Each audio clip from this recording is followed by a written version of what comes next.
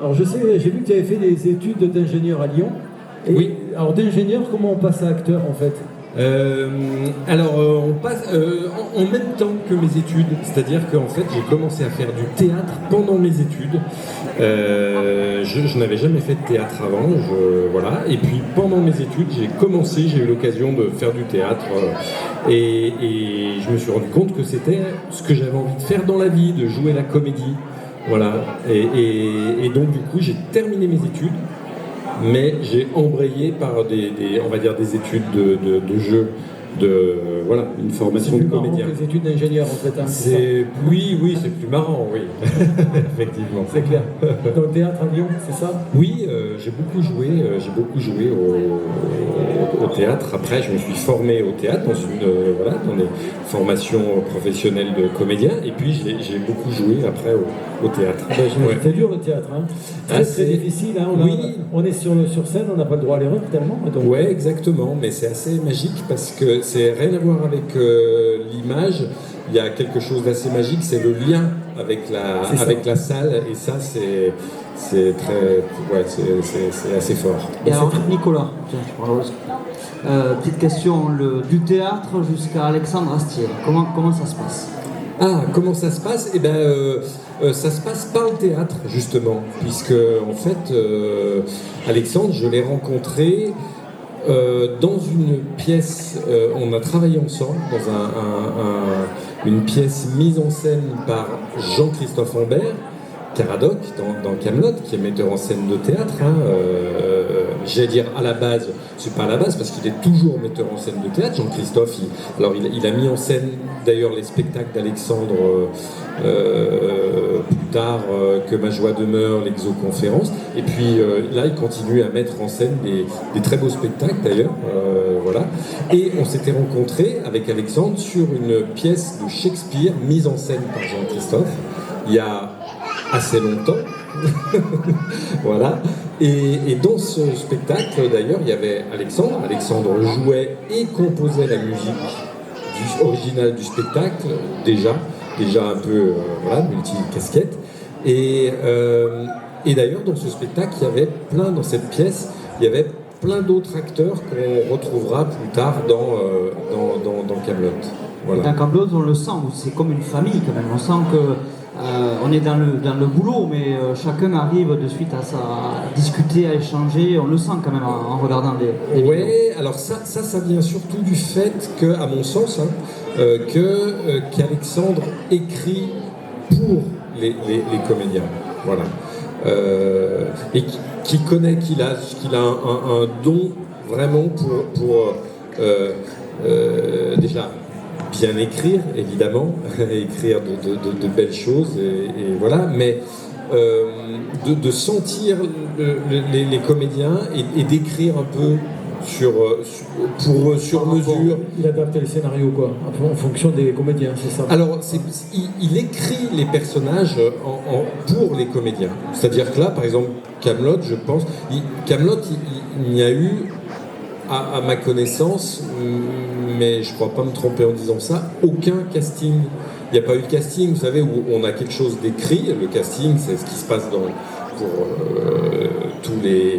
quasiment tous les projets audiovisuels. Hein. Il y a un texte d'écrit, et puis après, à partir de ce texte, on cherche les gens qui vont pouvoir l'interpréter. Là, c'est un peu différent. Je pense qu'Alexandre a écrit en pensant aux gens qui pouvaient, qui allaient l'interpréter. Il a un talent fou, c'est terrible. Comment? Oui, ça c'est certain. Oui. Alors, Dimension, Kaamelott, série, on la connaît. Les films, on est déjà au deuxième. Est-ce qu'il y a une différence aujourd'hui sur la mise en scène, sur le tournage, etc. Ah oui, alors oui. Grosse différence, surtout entre le début de la série et les films. La fin de la série, saison 5, livre 5, livre 6, on se rapprochait du cinéma déjà un petit peu. Alors, quand je dis qu'on se rapprochait du cinéma, c'est dans les moyens déployés, tout simplement, on pourrait dire de façon très prosaïque et très pragmatique, le budget, voilà, mais qui a une incidence évidemment énorme sur comment on fabrique le film ou la série. Et il y a très très grande différence entre la série, le premier livre et les films. Pourquoi ? Parce que quand on tournait la série, notamment les premiers livres, c'était techniquement c'était du champ contre champ. On tournait à 2 caméras, c'est-à-dire qu'on tournait tout le temps. C'est-à-dire que, en fait, par exemple, on tournait des séquences table ronde, une journée qui se passe à la table ronde, et puis on avait 2 groupes de personnages qui changeaient en fonction de ce qu'il y avait à tourner, et puis on jouait, et on tournait, voilà. Et on tournait l'équivalent de 12-13 minutes utiles par jour. C'est les minutes qu'on garde à la fin de la journée. Et c'est énorme. C'est énorme. Après, quand au cinéma, on passe à 1 minute 30, 2 minutes utiles par jour qu'on garde. Et après, c'est beaucoup plus travaillé. C'est-à-dire que il y a beaucoup plus de mouvements de caméra, on fait beaucoup plus de prises, on fait beaucoup plus de plans dans tous les sens, serrés, moins serrés, voilà. Donc ça change beaucoup pour le comédien. Donc, combien d'heures de tournage pour 1 minute au final, 1 minute et quelques gardées par jour? Ça dépend des jours? Alors c'est plutôt, comme je le disais, sur une journée pour la série, au départ, une journée de tournage, on gardait 12 minutes. Oh. Voilà. Et par contre, le cinéma, on est plus proche de 1 minute 30, 2 minutes. À la fin de la journée, il y aura 1 minute 30 ou 2 minutes qu'on va garder. Voilà. C'est pas comme au théâtre. Hein.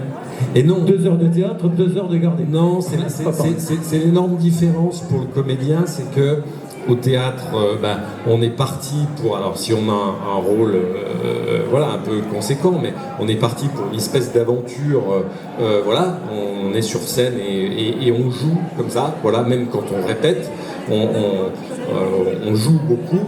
Au cinéma ou à la télévision, encore plus au cinéma, c'est très très court. On joue on passe beaucoup de temps à attendre sur un plateau de tournage. Et par contre, on joue quelques secondes, 30 secondes, 1 minute maximum. Une séquence, quand on la tourne entre le moteur, action et coupé, c'est très souvent 1 minute. Donc il faut être là tout de suite. Voilà. Il faut être bon de suite. Ouais, c'est ça. Voilà. C'est un autre plaisir que celui du théâtre. Alors, où se déroulent les tournages? C'est toujours au même endroit ou Non. Alors, dans le temps, ça a ça a beaucoup changé et c'est en fonction des besoins. Alors, des besoins et des disponibilités, mais des lieux. Mais pour la série, alors, pour les intérieurs, parce qu'il faut distinguer ce qu'on tourne en studio, et on va dire les intérieurs avec des décors, voilà, le château Kaamelott, il n'y avait pas de château pour les intérieurs, ce n'est que du décor. Et d'ailleurs, je dis ça, moi j'aime bien rendre hommage toujours au travail, notamment des chefs décorateurs, et des décorateurs, c'est incroyable quand vous rentrez dans un décor de cinéma. Pincé parce que c'est très beau et sur le réalisme c'est incroyable. La première fois que je suis rentré dans les décors de Kaamelott, je suis allé toucher pour me dire non mais c'est des murs en pierre ou qu'est-ce que c'est bon voilà. Et donc il faut distinguer les intérieurs en studio et les extérieurs. Et les extérieurs, alors les intérieurs on en a fait au début en région parisienne. Et puis après, on a tout fait quasiment en région lyonnaise. Voilà. D'accord. Et les extérieurs, ça dépend des besoins. Et voilà, ça a tourné un peu partout en France pour la série. On a tourné en Bretagne, on a tourné en forêt de Compiègne, on a tourné dans les Alpes, voilà. Et voir à l'étranger pour le film, le premier film, ça a été tourné en partie à Oman, dans le sultanat d'Oman. Voilà. D'accord. Et les costumes, vous faites appel à qui pour la création des costumes? Il y a toujours un chef costumier, une chef costumière qui est en charge, voilà. Oui, c'est important, c'est une des bases aussi de Ouais, la bien série. sûr. Oui, ça fait partie de ce qu'on appelle vraiment la direction artistique. Il faut que ça respecte la direction artistique, que tout soit cohérent. Et voilà. Et là, sur les 2 films, c'est la même chef costumière qui n'était pas la même chef costumière que sur les séries, mais c'est la même chef costumière. On le sent d'ailleurs. Oui, il y a un changement de direction artistique. On va passer peut-être aux questions du public. Qu'est-ce que tu en penses? Oui, on y va. Eh oui, Allez. avec plaisir. Allez. Est-ce qu'on a des questions? Ah, Monsieur. Attendez, vous allez voir. Alors, je vais venir avec il y a- le micro, ça va être plus simple. Ben c'est bon. Regardez, c'est parti. Rebonjour. Rebonjour, on s'est croisés tout à l'heure. Oui, merci d'ailleurs pour la photo et la dédicace. Vous parliez à l'instant de la différence entre la série et les films sur le plan du tournage, etc. Moi j'avais une question, c'est la série c'est un format très particulier, surtout dans le votre cas ça a duré 5-6 livres. Il y a beaucoup de temps pour que chaque personnage s'exprime, se développe. Donc quand on a fini de regarder, on connaît très très bien chaque personnage, ses traits de caractère, etc. Comment vous gérez le fait de devoir avoir un condensé de tout ça dans le film? C'est-à-dire que forcément, chaque personnage a un temps d'écran très très réduit par rapport à ce qu'il avait dans la série. Je prends l'exemple de Bort. On a senti qu'Alexandre Astier avait voulu placer quelques références à chaque fois à la série. Par exemple, je me souviens de Bort qui s'évanouit, par exemple, quand il voit le retour du roi. Comment vous gérez le fait de devoir un peu vous exprimer, même un temps très réduit à l'écran? En fait, j'ai envie de dire, il n'y a pas de vraie gestion de ça, dans le sens où alors, déjà, on joue ce qu'on nous donne à jouer, voilà. Voilà. Après, là, la question n'est pas trop sur le temps réduit, parce que les personnages, la particularité de Kaamelott et du passage de la série au film, c'est que et de la durée, mais dans le temps, là je parle dans le temps, c'est que on a beaucoup pratiqué les personnages. Donc il y aurait pu avoir une difficulté pour le film où voilà, les apparitions sont beaucoup plus courtes, par exemple pour mon personnage, mais pour beaucoup, à entre guillemets trouver le personnage. C'est jamais évident quand on a comme ça, il faut, mais ça fait partie aussi du travail de l'acteur, de proposer un personnage, d'être tout de suite. Voilà. Là, la particularité, c'est que les personnages, on les a pratiqués, même si c'était il y a longtemps, on les a beaucoup pratiqués. Moi, j'ai tourné dans, je sais pas, je crois que c'est 150 épisodes à peu près de la série, et ce qui fait que au moment de tourner le film, alors, c'était un peu flippant. Je me suis pris un petit coup de flip la veille du tournage du premier volet. Pourquoi?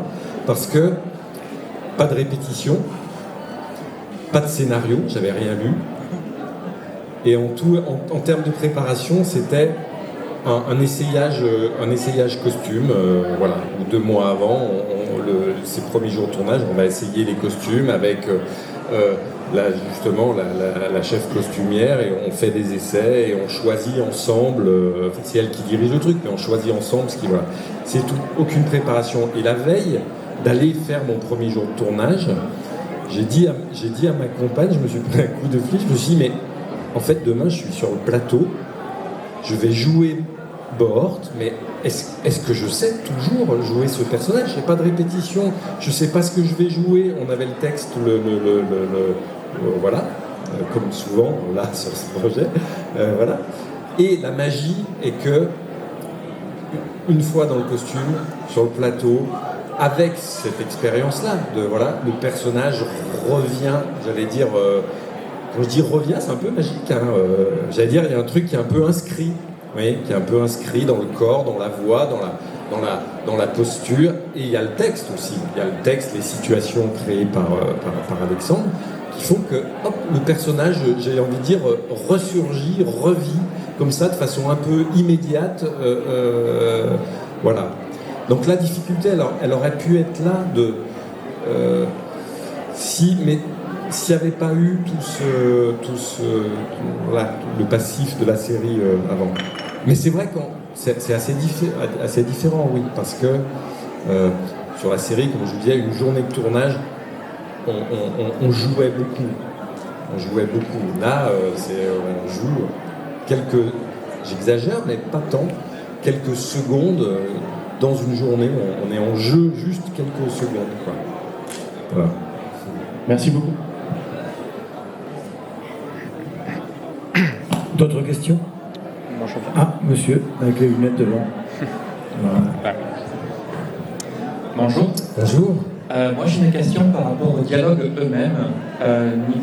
Alexandre Astier parle beaucoup de la musicalité des dialogues et j'aimerais savoir si vous, en fait, vous aviez parfois eu des soucis à trouver le rythme juste par rapport aux répliques. Non. Alors, pas parce que je suis un génie et que je suis... voilà, mais je dis non parce que, pour le coup, Alexandre écrit vraiment des super textes pour comédiens. Voilà. Et dont la musique est là, tout de suite, des textes j'ai envie de dire, qui se parlent, qui se jouent très facilement. Et si je vous dis ça, c'est aussi avec l'expérience d'avoir eu à jouer des textes qui ne sont pas aussi bien écrits, ou qui ne sont pas bien écrits du tout, et qu'il faut retoucher, mais vraiment. Hein. C'est-à-dire, on a les séquences, et il faut, alors, avec l'accord tacite du réalisateur, bon, voilà, mais quand je dis on réécrit pas tout, c'est juste on peut reformuler. Voilà. C'est-à-dire, par exemple, voilà, je prends souvent cet exemple-là, vous tournez une série, vous êtes dans une série policière, et vous avez comme réplique,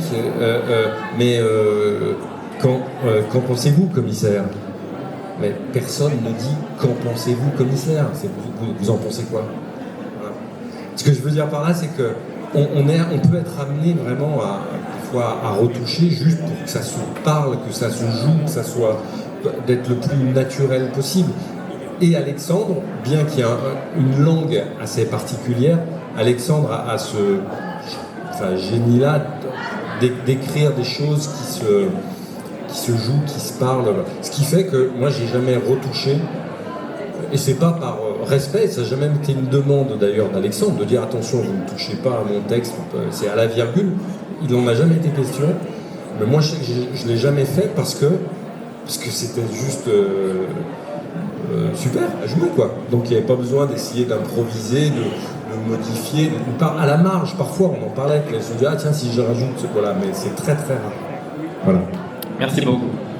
Allez, encore une question? Madame à droite, même une dame au fond. Après, ça sera pour vous. Bonjour. Bonjour. J'avais une question, du coup, lors des textes, c'est pas trop dur de rester sérieux malgré que c'est amusant? Oui. Ah, alors ça dépend pour qui. Pour moi, non. Pas trop, parce que je suis assez, focus quand on travaille, tout ça. J'ai des camarades qui sont avec pour qui c'est plus difficile. Et du coup, on s'en amuse parce que moi, je peux prendre du plaisir, au contraire, à faire dérailler un peu ceux qui sont. Moi, je reste focus, mais bon. Non, mais ça dépend des comédiens. Il y a des comédiens qui sont, restés assez sérieux. Ça ne veut pas dire qu'on rigole pas. Et moi, j'ai beaucoup ri aussi sur cette série. Mais si vous regardez d'ailleurs, je pense, les bêtisiers, on a les bêtisiers dans les premiers livres. Je pense que ça correspond un peu à ce que je dis. Je suis assez peu présent dedans.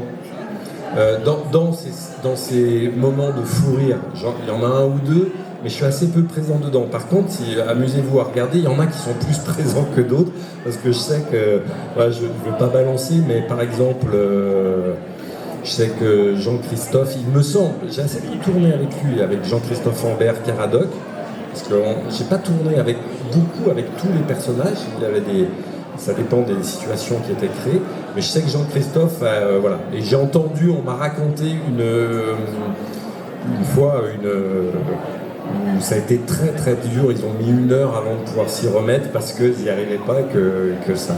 Voilà. Merci beaucoup. Micro à la dame cheveux longs, brune. Voilà.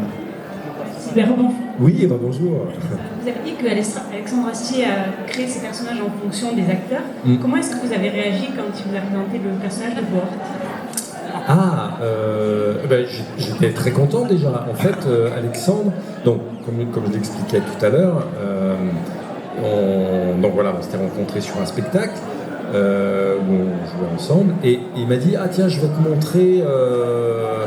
montrer un court-métrage que j'ai réalisé, un premier court-métrage qu'il avait réalisé qui s'appelle, alors c'était prémonitoire, son court-métrage s'appelait Un soupçon fondé sur quelque chose de gras.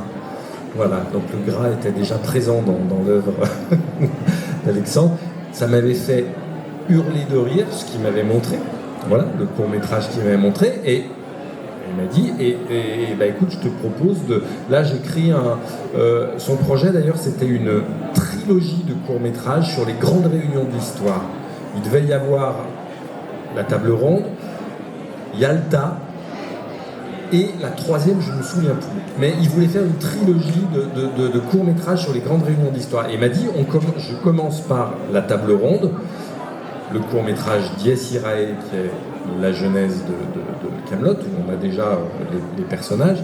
Et voilà, je te propose de jouer dedans ce personnage-là. Et je pense que la seule indication que j'ai eue à ce moment-là, il me semble, c'était... c'est un peu ça va être pour les moins jeunes d'entre vous, c'est un peu le Jack Lang de la table ronde, le ministre de la Culture, c'est celui qui organise les événements. Jack Lang, pour les moins jeunes, ceux qui ne connaissent pas, c'est, on va dire, le créateur de la fête de la musique, qui était ministre de la Culture dans les années 80. Voilà. Bon, il dit c'est un peu le Jack Lang de la table ronde. Et voilà, j'étais très heureux de découvrir ce qu'il avait écrit, et le court-métrage Dies Irae, et puis mon personnage. Ouais. Merci. Est-ce que vous avez d'autres questions? Une dernière.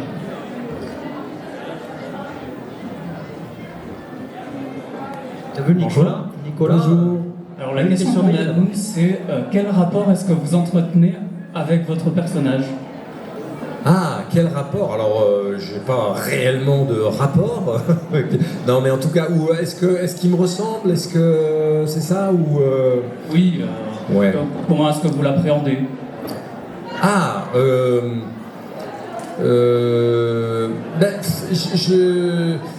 J'ai envie de dire que l'appréhender, je saurais même pas trop répondre à ça. Il s'est créé un petit peu. Alors pas au fil du temps, parce que comme je le disais, quand on tourne, il faut proposer quelque chose tout de suite. Mais il s'est inscrit un peu au fil du temps. Il s'est créé quand même aussi un petit peu au fil du temps voilà. Et il est, j'allais dire, oui, un peu. Quand je dis inscrit en moi, pas dans ma vie de tous les jours, évidemment, mais comme comédien, oui. Voilà, il est un peu inscrit en moi. Après. Le rapport, j'allais dire, j'ai pas réellement de rapport. C'est-à-dire que moi, à part quand je suis sur le plateau de Kaamelott, le personnage n'existe pas pour moi. Voilà. Après, il a été créé, ce que je peux dire autour du personnage et dans son lien avec moi, c'est que je pense que Alexandre, comme je le disais, écrit pour nous et met dedans pas forcément des choses personnelles, parce qu'il ne nous connaît pas assez, on ne se connaissait pas assez quand il a écrit le personnage, mais en tout cas de ce qui pressent de l'énergie aussi de comédien. Voilà. Et après, il y a peut-être un petit peu des choses perso aussi, quand je dis des points communs. Voilà. Moi, je suis quelqu'un d'assez plutôt, entre guillemets, rond dans les relations. Voilà, quand j'étais, il y a longtemps, quand j'étais étudiant, mais le secrétaire général des Nations Unies s'appelait Boutros Ghali. Là, c'est pareil, je parle aux moins jeunes, voilà. Et mes copains étudiants m'appelaient Boutros Ghali, parce que j'étais celui qui essaye de, voilà, plutôt d'arrondir les angles, ou de ne pas être dans la confrontation, d'essayer d'arranger les choses, que tout le monde s'entende bien. Bon voilà, donc ça c'est un point commun en tout cas avec Bohort, je crois. Merci. Clôture ? Allez, en clôture. Quels sont tes projets professionnels, en fait, Nicolas? Ah, alors, mes projets professionnels sont loin des plateaux. Sont loin des plateaux de tournage ou de théâtre. Parce que, depuis... alors là, je fais pas une révélation, je suis bien dans le Kaamelott deuxième volet qu'on a tourné, l'année dernière, ça s'est terminé en février, mais c'est un petit peu l'exception parce que ça fait quelques années maintenant, 4-5 ans, que je suis un peu loin des plateaux de théâtre et de tournage. Je suis investi dans la transmission aujourd'hui. Voilà, je travaille et je dirige un organisme de formation qui est spécialisé dans la formation des professionnels du spectacle vivant, de la musique, de l'audiovisuel, et qui a la particularité de faire intervenir que des professionnels en activité. C'est-à-dire c'est vraiment des formations, on pourrait dire, de professionnels, par des professionnels, pour des professionnels. Voilà. Et donc, en tout cas, mon actualité ou mes projets sont plus liés à ça en ce moment qu'au plateau de théâtre. Tu es à fond là-dedans. Ouais, ok, exactement. en tout cas. On a passé un bon moment avec Nicolas. Très sympa. C'était vraiment très bien. On le retrouvera demain sur cette même scène à 15h30, me semble-t-il. Nouvelle interview, c'est ça. Si vous avez d'autres questions, vous les notez pour demain. Voilà, c'est ça. Si vous avez des questions, préparez-les pour demain, en effet. On peut l'applaudir très fort, Nicolas. Merci à lui pour sa présence avec nous ce week-end et sa gentillesse. Merci, Nicolas.